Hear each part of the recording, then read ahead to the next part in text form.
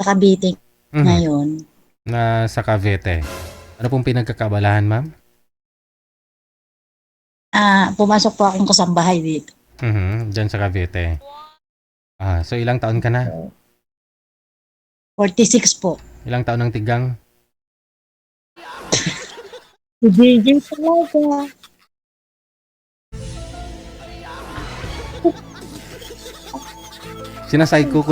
Sinasay ko lang kita eh. Boring ka kasi. Wag kang smile lang. Eh, kasi gusto ko pong malaman kung talagang tigang ka o hindi. Hindi ah. Hindi. Ayun. Nagsabi ng totoo to. Ibig sabihin, may asawa ka? Wala po. Ay, wala. Paano niyo po nasabing hindi tigang? Hindi nga. May boyfriend? Wala din po. Wala din. Ay, pwede pala yun. Anong sikreto mo para hindi tumigang? Kasi marami pong mga nagsasabi, nasa abroad, walang asawa, walang boyfriend, tigang. Ano masabi mo sa kanila? Siguro sila hindi tigang. Hindi nga po, kasi sabi nila, pag nasa abroad, walang asawa, walang boyfriend. Eh, Wala. Kasi tigang, maraming nagkalat doon. maraming? Nagkalat. Hindi nga po. Ang sinasabi ko, pag nasa abroad nga, tigang, kasi walang asawa, walang boyfriend. Eh, ikaw naman, walang asawa, walang boyfriend, pero hindi tigang. Anong sikreto mo para hindi matigang?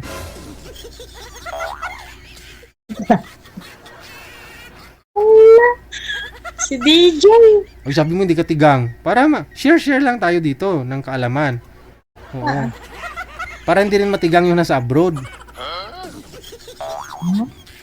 Matigang yung ano, yung ano, bugasan ba? Bugasan. Yung kalupaan ano ba, hindi matigang. Kumbaga eh, 'di ba pag tuloy-tuloy yung El Nino ba, pag tag-init, 'di ba, nagtitigang yung lupa. Walang taga-ani, walang taga-alaga ng palayan mo. O di natigang na ngayon yung lupa. Walang nagdidilig ng palayan mo. Kasi wala kang asawa, walang boyfriend, o wala kang mautusan. Hmm.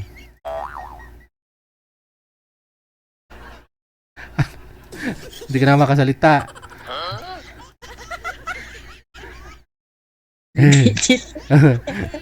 Naunahan kita ng dungan, no? Okay, sige. Bakit wala kang asawa, walang boyfriend? Wala nga ni. Bakit? Sub-sub sa trabaho. Ah, Anong trabaho. trabaho? Trabaho lang ng trabaho. Ilan po ba anak ninyo?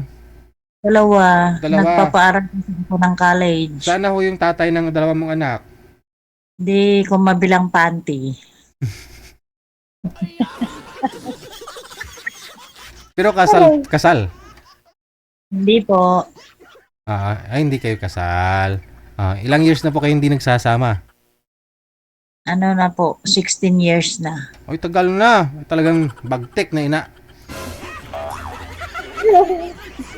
Well, Oo. Siguro, kahit buhusan man ho ng isang tinuladang ano yan, ng use oil. Hindi pa rin magkadikit-dikit. Sa sobrang tigang ng kalupaan. hindi ba? Si DJ.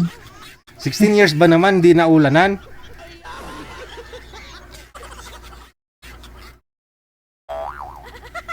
Pero nagka-boyfriend. Opo, Yun naman pala. So, kailan po kayo last nagka-boyfriend? Kailan po kayo nag-iwalay ng boyfriend mo?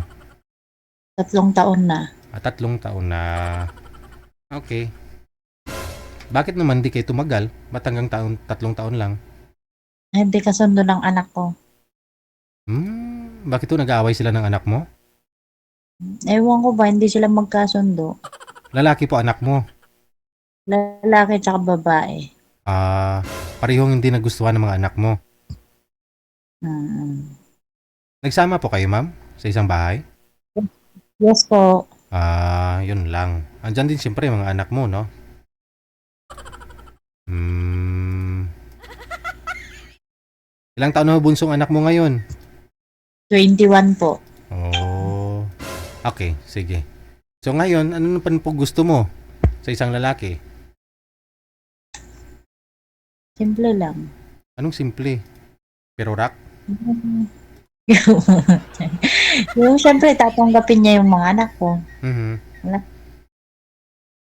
Bakit to yung boyfriend mo hindi niya tanggap yung mga anak mo? Hindi ko alam, hindi ko sila magkasundo eh. Hindi, mapapansin mo naman yun, makikita mo naman yun, anong turing niya sa mga anak mo. Hindi nga maganda. Yun lang. Hindi, parang hindi niya tanggap mga anak mo, parang hindi niya tinuturing anak. Yeah. Kaya hindi pala gusto ng mga anak mo. Pero ngayon, siyempre mga anak mo nasa tamang edad na. Nasa sayo na yung desisyon sa buhay mo. May mga trabaho na po sila o nag-aaral pa rin? Mag-aaral pa yung bunso ko. Bunso na lang, na? Hindi patapusin mo muna yung anak mo, bunso, tapos bahala ka Yes. na sa buhay mo. Huwag magtago. Nayumuyo ko ka eh. Buhok mo na nakikita. Sige. Hanapan kita, no? Nang mas malapit sa'yo dyan. Nasa Cavite ka po ngayon, no? Yes po. Ilang taon po, ma'am? 46 po. 46. Okay. Okay. Pakibaba po ng tawag, ha? Babalik po ako. Sige po. Sige po. Ayun po, 46 years old. Si Joyce. Apelyido niya Gamit.